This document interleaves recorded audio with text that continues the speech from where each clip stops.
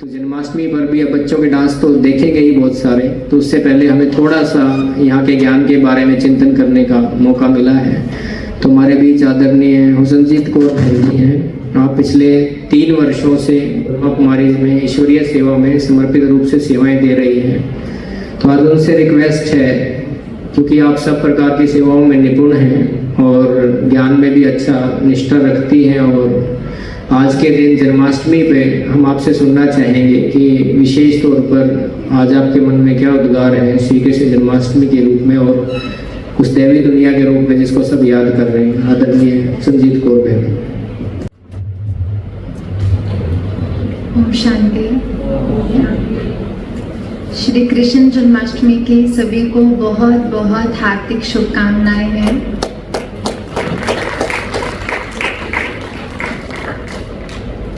आज बहुत सारी जगह पर श्री कृष्ण जन्माष्टमी मनाई जा रही है। लोग तरह तरह के छोटे छोटे बच्चे श्री कृष्ण राधा बनकर बहुत तरह के भिन्न के प्रोग्राम्स चल रहे हैं, डांस चल रहे हैं। लेकिन आज हम ये चीज जानेंगे कि श्री कृष्ण जन्माष्टमी सिर्फ मनानी नहीं है, हमें श्री कृष्ण की तरह बनना है।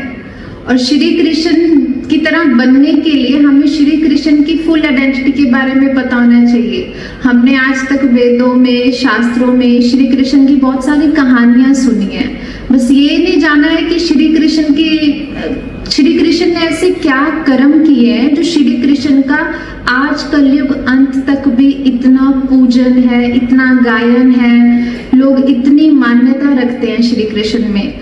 तो हम जब श्री कृष्ण की स्टोरी स्टडी करते हैं तो हम देखते हैं कि श्री कृष्ण का जो जन्म है वो कारावास में हुआ। फिर दूसरे साइड हम ये भी स्टडी करते हैं कि श्री कृष्ण का जन्म एक पीपल के पत्ते पर भी हुआ। अब एक व्यक्ति और दो जगह जन्म होना ये पॉसिबल तो नहीं है। पॉसिबल है? पॉसिबल तो नहीं है। विच मीन्स कि श्री कृष्ण का जब जन्म होता है तब ये हम क्योंकि उसको इतने देव पद में देखते हैं, इतनी प्योर आत्मा देखते हैं, तो नेचुरल है श्री कृष्ण इस कलयुगी दुनिया में तो नहीं आएंगे। उनकी पवित्रता, उनकी दिव्यता ये चीज क्लियर करती है कि श्री कृष्ण सतयुग माना, जहाँ पे सत्यता थी, पवित्रता थी, सुख शांति थी, उस दुनिया के वो राजा थे। ऐसे है ना? तो इसका मतलब है कि जब श्री कृष्ण इस दुनिया में आने वाले हैं, जब वो आएंगे तो इस दुनिया को कलयुग से सतयुग में परिवर्तन होना ही पड़ेगा, क्योंकि वो सतयुग के राजा, उनको सतयुग में ही आना है। तो इसके लिए दिखाते हैं कि जब हम श्री कृष्ण की स्टडी करते हैं कहानी, तो उसमें दिखाते हैं कि जेल होता है। तो विच मीन्स कि जेल कौन सा? जो आज इस कलयुग में हर आत्मा अपने बंधन में बंधी हुई है, तो इस जेल से निकलने के लिए हमें दिखाते हैं कि श्री कृष्ण का जन्म जो हुआ वो जेल में हुआ। तो श्री कृष्ण का जन्म जेल में हुआ मतलब कि हमें अपने अंदर से वो सारे विकारों को, आत्मा को इस विकारों की जेल से मुक्त करना पड़ेगा, तब वो सुंदर सतयुगी दुनिया आएगी। फिर दिखाते हैं कि पीपल के पत्ते पर श्री कृष्ण का जन्म हुआ। तो श्री कृष्ण का जन्म, पीपल का मतलब ये दिखाता है कि वो पीपल का पत्थर मीन्स भारत का नक्शा। जिस श्री कृष्ण का जन्म इस दुनिया में होता है वो भारत देश में होता है। इसलिए अगर देखो तो आज बहुत बड़ी बड़ी कंट्रीज हैं, बहुत दूर दूर से लोग सिर्फ भारत में एक हिस्टोरिकल, रिलीजियस तौर पे लोग यहाँ पर आना पसंद करते हैं। हम वहाँ पे जाते हैं, हमें आपके जाके धार्मिक याद आती है, हमें बड़ी बड़ी बिल्डिंग्स, बड़े बड़े ओशंस नजर आते हैं, हम एंजॉय करके आ जाते हैं। लेकिन जब फॉरेन वाले भारत में आते हैं तो उनको अपने कल्चर याद आता है, उनको अपने ओरिजिनल संस्कार याद आते हैं। जिसने कभी फॉरेन में पैर नहीं छुए होंगे ना, यहाँ पर आकर वो सारे पैर छूना भी शुरू कर देते हैं। ऐसे होता है। तो इसका मतलब है कि पीपल का पत्ता जो शो किया गया है, उसका मतलब है कि श्री कृष्ण का जन्म भारत में होता है। फिर हम देखते हैं श्री कृष्ण ने मटकी फोड़ी और मक्खन चुराया, ये भी हम देखते हैं। तो श्री कृष्ण ने मटकी फोड़ी दिखाते हैं, तो एक छोटा सा बच्चा है वो, श्री कृष्ण इतना प्यारा सा बच्चा है, इतना सभी उनको प्यार करते हैं। अच्छा, उनको चोरी करके मटकी तोड़ के ऐसे खाने की जरूरत है? कोई छोटा सा बच्चा वैसे प्यार से कोई चीज मांग ले तो हम तो वैसे ही दे देते हैं, ऐसे ही होता है ना। तो इसका मतलब है कि ये स्थूल मक्खन की बात नहीं कही गई है, ये है कि जब आत्मा परमात्मा के साथ कनेक्ट करती है, हमें श्री कृष्ण जैसा बनने के लिए ज्ञान रूपी मक्खन चाहिए। बिना ज्ञान के, बिना समझ के हम ना श्री कृष्ण की तरह बन सकते हैं, ना ही हम श्री कृष्ण की दुनिया में जा सकते हैं। तो इसलिए ज्ञान रूपी मक्खन आत्मा को चाहिए। एक वो हांडी लगाते हैं, जब हांडी लगाते हैं उसको बहुत ऊपर ऊपर करके लगाते हैं, वो जितनी ज्यादा ऊपर उतना ज्यादा लोगों को खुशी भी होती है। तो इसका मतलब ये है कि जब हमें समझ मिलती है तो हमारी स्थिति ऊपर जाती है, और स्थिति जितनी ऊपर दैट मीन्स मक्खन उतना अंदर है। तो हांडी हमें दर्शाती है स्थिति ऊपर, मक्खन है ज्ञान रूपी मक्खन। उसके बाद दिखाते हैं कि हम जैसे श्री कृष्ण की स्टडी करें तो उसमें दिखाते हैं कि श्री कृष्ण ने गोपियों के वस्त्र चुराए। तो श्री कृष्ण ऑलरेडी बहुत सुंदर प्रिंस, बहुत रॉयल प्रिंस, अब उसको वस्त्र चुराने की क्या जरूरत है? या फिर हम देखते हैं देवी देवताओं की महिमा करते हैं, देवी देवता सर्वगुण संपन्न है, मर्यादा पुरुषोत्तम, सर्वगुण संपन्न, 16 कला संपूर्ण, मर्यादा पुरुषोत्तम। तो जिन देवी देवताओं को हम टाइटल देते हैं कि वो देवी देवताएं मर्यादा पुरुषोत्तम होते हैं, तो फिर उनकी स्टडी में ऑपोजिट चीज पढ़ रहे हैं कि उन्होंने वस्त्र चुराए। वस्त्र चुराना तो अमर्यादित हो गया ना। तो इसका मतलब है कि जब आत्मा परमात्मा के साथ लिंक करती है तो उसका ये शरीर रूपी वस्त्र, ये उसका ये भान निकल जाता है। तो हमें क्या करना पड़ेगा? जब हमें ज्ञान रूपी मक्खन लेना है, उसके लिए ईगो रूपी मटका तोड़ना पड़ेगा। ईगो रूपी मटका जब टूटेगा, सबसे पहली चीज ये देह का भान जाएगा, जिसकी आज हम पोजीशन की बहुत सारी बातें करते हैं ना, मैं ये हूँ, मैं वो हूँ, मैं ये हूँ।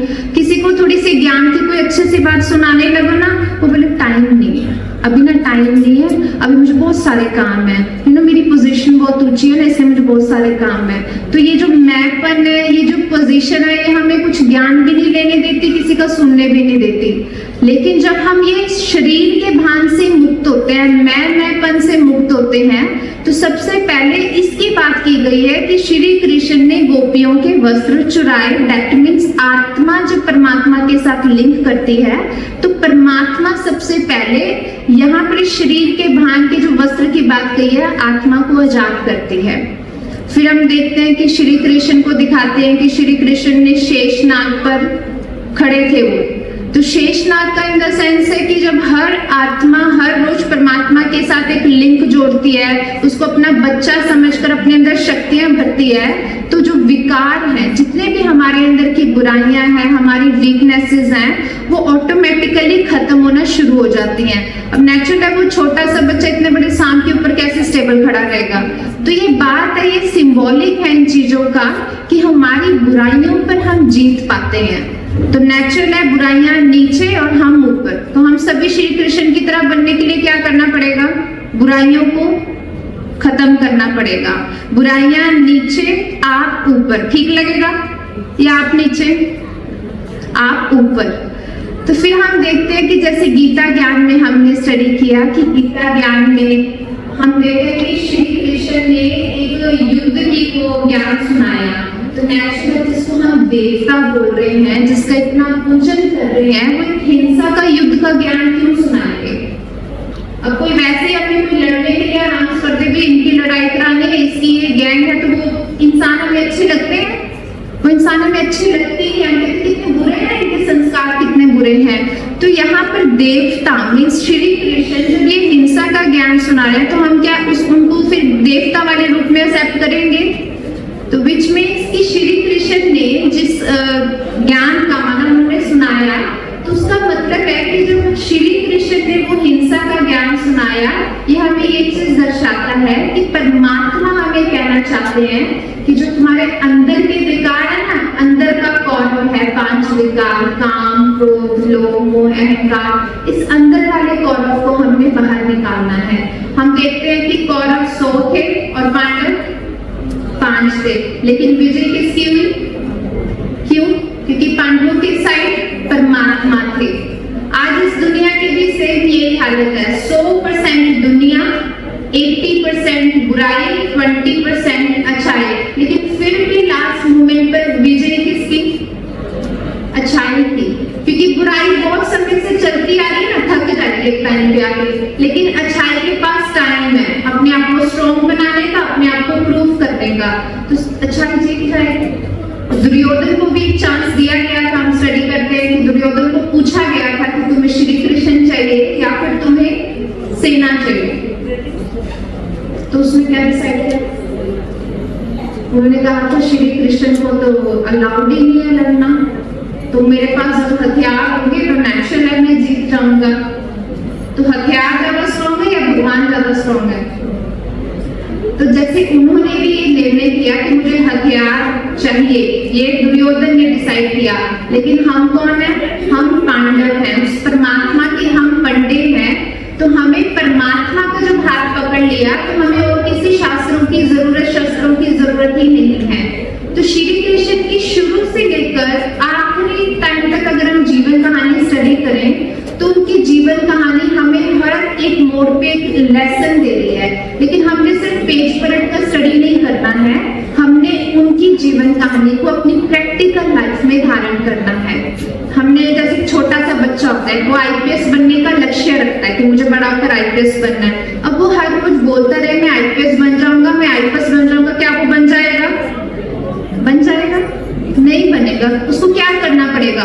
उसको मेहनत करनी पड़ेगी, उसको सुबह 4 बजे 3 बजे उठ के पढ़ना भी पड़ेगा, तब जाके वो आईपीएस बनेगा। कहते बहुत सारा रगड़ रगड़ के ना फिर उसको वो रिजल्ट आएगा।